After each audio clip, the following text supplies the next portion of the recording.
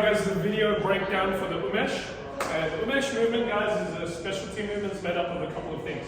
First, we're going to start off with the J prep. 1, 2, 3.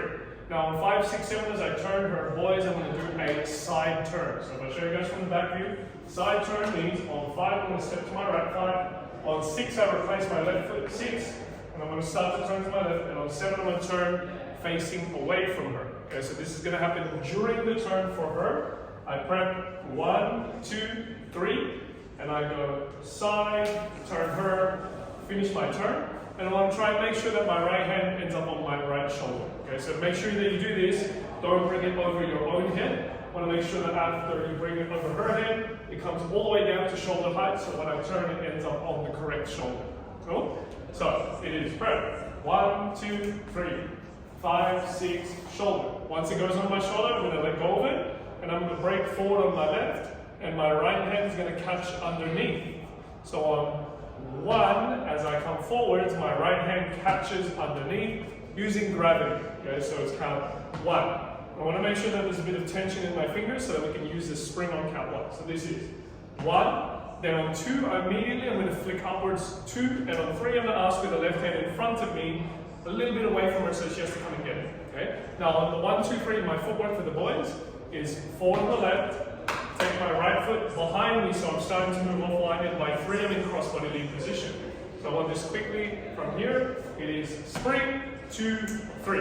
Now very important that when I flick the hand, it goes directly vertical up so that you don't hit her in the face with your elbow. So from here we want 1, 2, 3. Okay, by 3, offer the hand so she can come forward.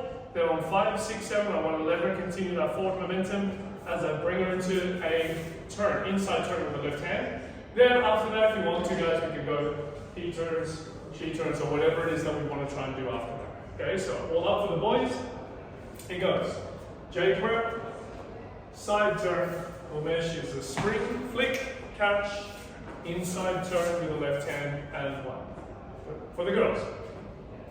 Alright, so paintbrush, as the boy leads his J prep turn. So this way, good. Paintbrush. 1, 2, 3. Frame 6, 7.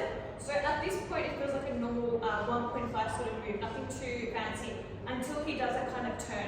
So when he has his back towards you, it's a very good indication because he leaves your hand on your shoulder that most likely this enmeshment is happening. So once he does the turn, make sure that your frame and your fingers aren't too clenched.